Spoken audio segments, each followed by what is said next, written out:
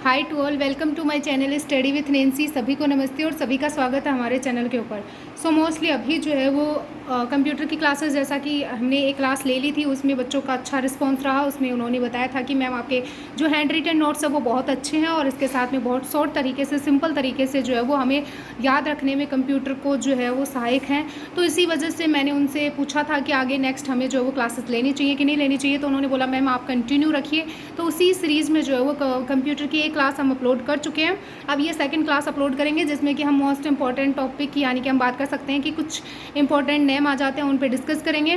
और इसके साथ में कंप्यूटर में पीढ़ियाँ क्या आ जाती हैं या कंप्यूटर की विशेषताएँ क्या आ जाती हैं, वो सभी मैंने करवा दिया था। इसके आगे जो चीज़ें आ जाती है वो आज के सेशन में हम कंप्लीट करेंगे। तो कंप्लीट इस सेशन को देखना है और इसके साथ में आप अपने शॉर्ट नोट्स बना लेना, क्योंकि ये नोट्स मैंने बहुत ही अच्छे तरीके से, और अपडेट नोट्स है तो मेरे अकॉर्डिंग तो ये आपके लिए बहुत ज़्यादा यूज़फुल रहेंगे। एंड चलो अब स्टार्ट करते हैं। तो कल हमारा जो है, मतलब पहले जो हमने सेशन लिया था वो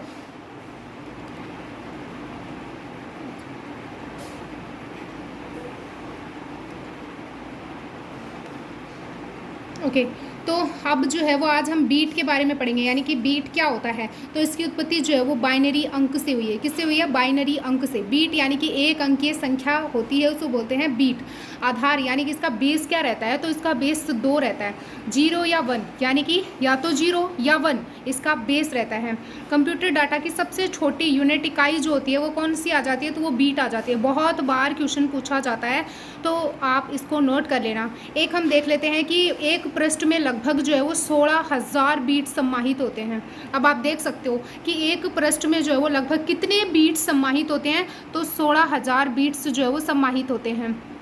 तो ये बीट के बारे में जो है वो कुछ चीज़ें थी जो कि मैंने आपको बता दी है और आप इनको नोट कर लेना। एंड सेकेंड हम चलते हैं नेक्स्ट पेज के ऊपर। सॉरी। इकाइयों को कंप्यूटर में उपयोग करने के लिए स्टोर और प्रक्रिया डेटा, यानी कि कंप्यूटर के द्वारा डेटा संरक्षित करने तथा प्रक्रिया करने उपयुक्त यूनिट कौन कौन सी आ जाती हैं? तो इकाइयों यानी कि यूनिट जो कंप्यूटर में उपयोग करने के लिए स्टोर और प्रक्रिया डेटा जो है उससे रिलेटेड ये कुछ क्वेश्चन जो है वो आपसे पूछ लेते हैं। तो इसके ऊपर भी हम डिस्कस कर लेते हैं, क्योंकि इनका जो क्रम होता है वो आपको याद रखना बहुत ज़रूरी होता है। क्योंकि मोस्टली क्रम से ज़्यादा क्वेश्चन किए जाते हैं। क्रम से पूछ लिया जाता है कि कंप्यूटर द्वारा डेटा संरक्षित करने तथा प्रक्रिया प्रोसेस करने में उपयुक्त यूनिट कौन सी आ जाती है। यानी कि कंप्यूटर जो होता है वो अपने डेटा को मतलब प्रोसेस करता है या उसको संरक्षित करता है, तो उसके लिए उपयुक्त यूनिट कौन सी आ जाती है।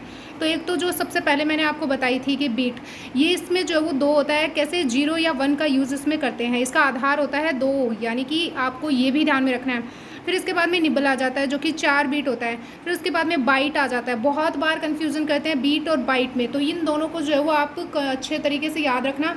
एंड इनका क्रम भी जो है वो याद रखना। और क्रम याद करने की ट्रिक मैं आपको बता दूंगी जिससे आपको अच्छे तरीके से याद हो जाएगा। बाइट यानी कि 8 निबल के बराबर होता है।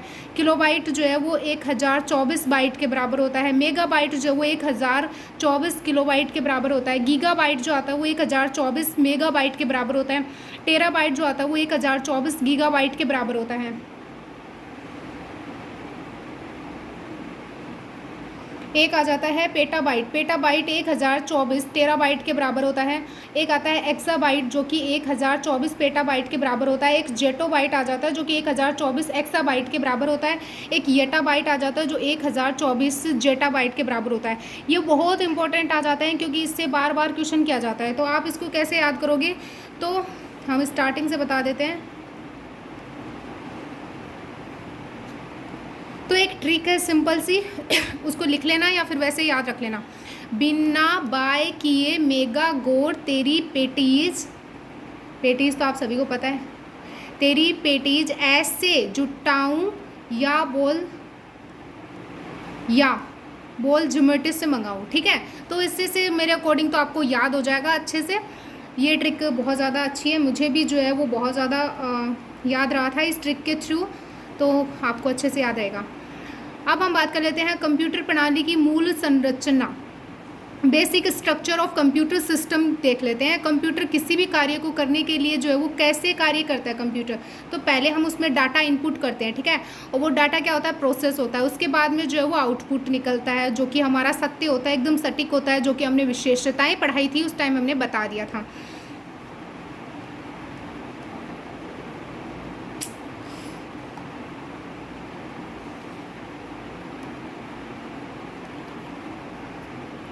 तो basic structure of computer system की देख लेते हैं, जिसमें हम सबसे पहले देखेंगे आईपीओस सर्किल,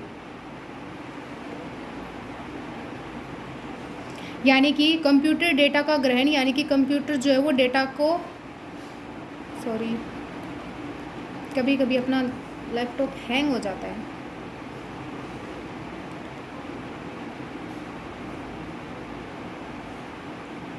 ओके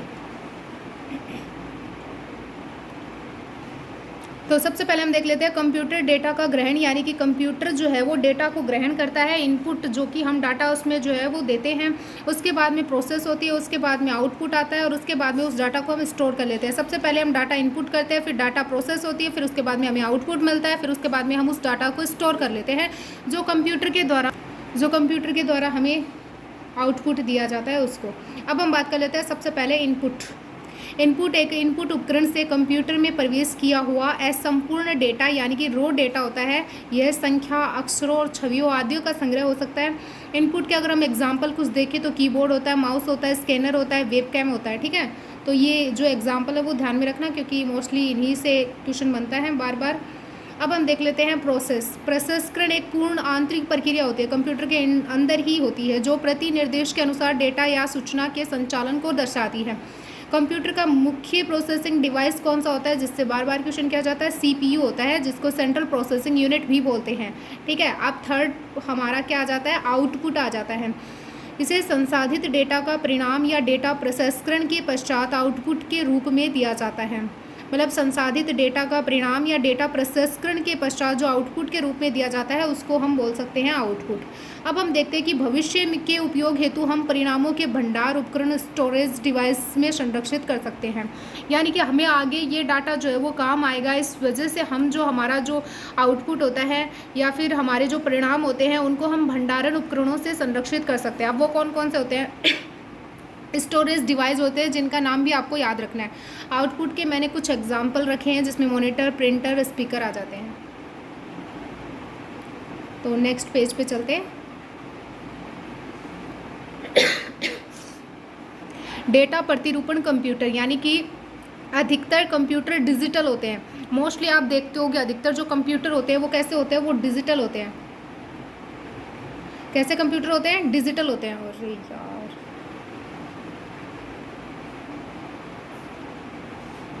अधिकतर कंप्यूटर कैसे होते हैं, डिजिटल होते हैं। तो केवल दो अवस्थाओं को पहचानता है, चालू या बंद। कंप्यूटर क्या होता है कि दो अवस्थाओं को पहचानता है। कौन सी अवस्थाओं को पहचानता है, चालू या बंद, यानी कि या तो ऑन या फिर ऑफ। कंप्यूटर विद्युत संचालित इलेक्ट्रॉनिक उपकरण है जिसमें केवल दो अवस्थाएं हैं, चालू यानी कि ऑन है या फिर बंद है यानी कि ऑफ है। कंप्यूटर में डेटा बाइनरी रूप में दर्शाया जाता है। मैंने आपको पहले ही बता दिया था और बाइनरी समझा भी दिया था कि कंप्यूटर में जो डेटा होता है वो बाइनरी रूप से जो है वो दर्शाया जाता है। डेटा प्रतिरूपण को समझने हेतु 4 अंकीय प्रणाली यानी कि नंबर सिस्टम को जानना आवश्यक होता है। तो आप बोलोगे मैम नंबर सिस्टम और कंप्यूटर में, हाँ भाई इसमें भी कम नंबर सिस्टम होते हैं जिसको आपको जानना बहुत ज़्यादा इंपॉर्टेंट है। तो हमें जो है वो रीट मेंस वाले बच्चे या कंपटीशन एग्जाम की तैयारी करने वाले बच्चों को ज़्यादा डीप से नहीं पूछते हैं कि आपको नंबर सिस्टम पूरा कंप्लीट समझना ही है। कोई बाई चांस इससे क्वेश्चन आ सकता है, बल्कि ज़्यादा इसमें नहीं पूछते हैं, तो आप नॉर्मल इसको देख सकते हो एक बार। तो दशमलव संख्या प्रणाली, जिसको डेसिमल नंबर सिस्टम बोलते हैं, इस प्रणाली में हम किसी भी संख्या का प्रतिनिधित्व करने हेतु 10 भिन्न प्रतीकों का यूज़ करते हैं। इसका आधार क्या रहता है, यानी कि इसका बेस क्या रहता है, तो 10 रहता है।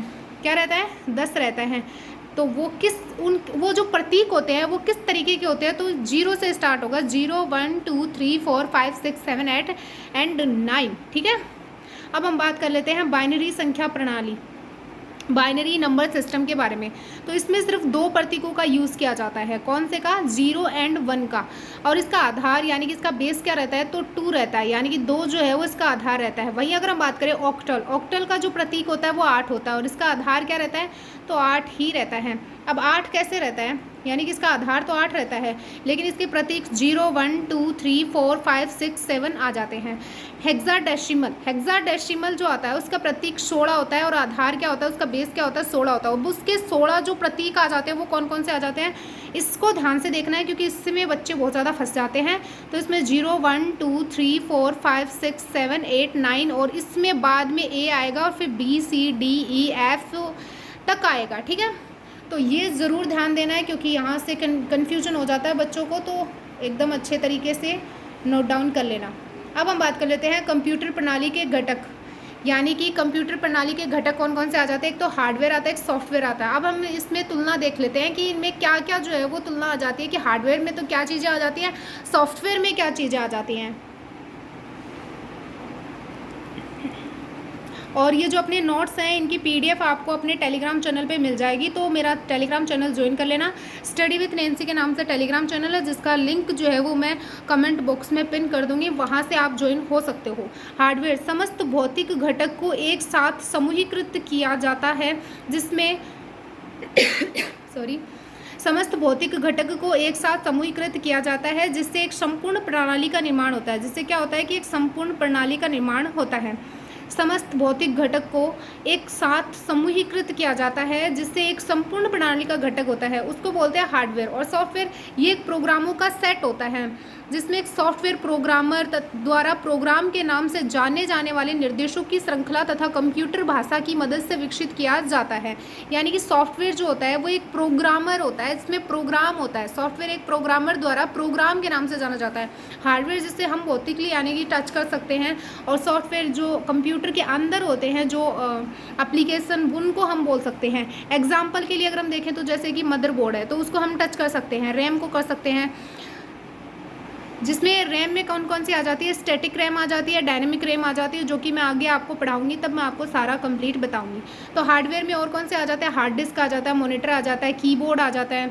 वहीं अगर हम देखें सॉफ्टवेयर की 3 श्रेणियों में वर्गीकृत किया जाता है। सॉफ्टवेयर को एप्लीकेशन सॉफ्टवेयर होता है, यूटिलिटी सॉफ्टवेयर होता है, एंड देन सिस्टम सॉफ्टवेयर होता है ना।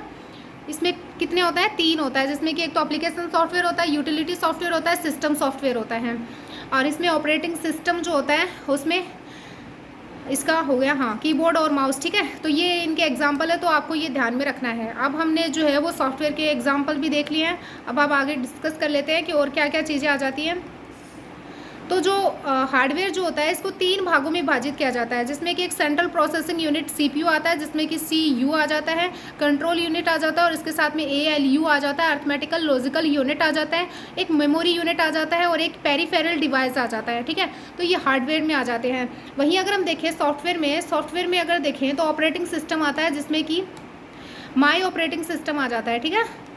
तो ये हमने सारी चीज़ें डिस्कस कर ली। हार्डवेयर में क्या आता है, सॉफ्टवेयर में क्या आता है, इनके एग्जांपल देख लिए हैं। अब हम देख लेते हैं सेंट्रल प्रोसेसिंग यूनिट यानी कि CPU, जिससे बहुत बार क्वेश्चन किए जाते हैं। कंप्यूटर का मस्तिष्क किसे कहा जाता है, तो CPU को कहा जाता है। माइक्रो प्रोसेसर एक चिप पर बनाए जाने के कारण जो है वो इसको बोला जाता है। ALU यानी कि अर्थमेटिकल लॉजिकल यूनिट इसको कहा जाता है। कहा तो नहीं जा सकता, यानी कि इसका जैसे पार्ट होते हैं ना, वैसे ही CPU का एक भाग आता है। रजिस्टर, कंट्रोल यूनिट इसी के अंतर्गत आ जाते हैं, सेंट्रल प्रोसेसिंग यूनिट के अंतर्गत। वहीं अगर हम देखें इनपुट और output CPU, memory unit computer system का निर्माण करते हैं। कंप्यूटर सिस्टम का निर्माण कौन करते हैं, तो इनपुट, आउटपुट और CPU और मेमोरी यूनिट जो होती है वो कंप्यूटर सिस्टम का निर्माण करते हैं। नेक्स्ट हम बात कर लेते हैं माइक्रो प्रोसेसर के बारे में, जो कि बहुत बार क्वेश्चन किया जाता है। ये निर्देशकों की कार्यवाही हेतु लाखों ट्रांजिस्टरों के बने होते हैं माइक्रो प्रोसेसर। ये इलेक्ट्रॉनिक आवेश वाले छोटे लघु इलेक्ट्रॉनिक उपकरण हैं। प्रथम माइक्रो प्रोसेसर प्रथम कौन सा आ जाता है, तो मैंने ये भी रखा है ताकि आप जो है वो कंफ्यूज ना हो, और इसके साथ में बहुत बार यहाँ से क्वेश्चन किया जाता है। तो प्रथम माइक्रो प्रोसेसर कौन सा आ जाता है, 4004 आ जाता है। माइक्रो प्रोसेसर 4004 आ जाता है। इसमें कितनी बीट आ जाती है, तो इसमें मोस्टली 4 बीट आ जाती है। नेक्स्ट हम बात कर लेते हैं 4 बीट का माइक्रो प्रोसेसर ये आ जाता है। इंटेल 1971 के द्वारा निर्मित किया गया था। माइक्रो प्रोसेसर 4004 इंटेल 1971 में जो है वो डेवलप किया गया था। किस कंपनी के द्वारा किया गया था, इंटेल के द्वारा जो है वो माइक्रो प्रोसेसर 4004 को बनाया गया था। 4 बीट माइक्रो प्रोसेसर है, विशिष्ट अनुप्रयोग हेतु डिज़ाइन किया गया था इसे। और इसके साथ में माइक्रो प्रोसेसर ये याद रखना आपको, माइक्रो प्रोसेसर 8008 1974 में पहला सामान्य प्रयोजन के लिए यानी कि 8 बीट का जो है वो माइक्रो प्रोसेसर बनाया गया था, जो कि सामान्य प्रयोजन के लिए बनाया गया था।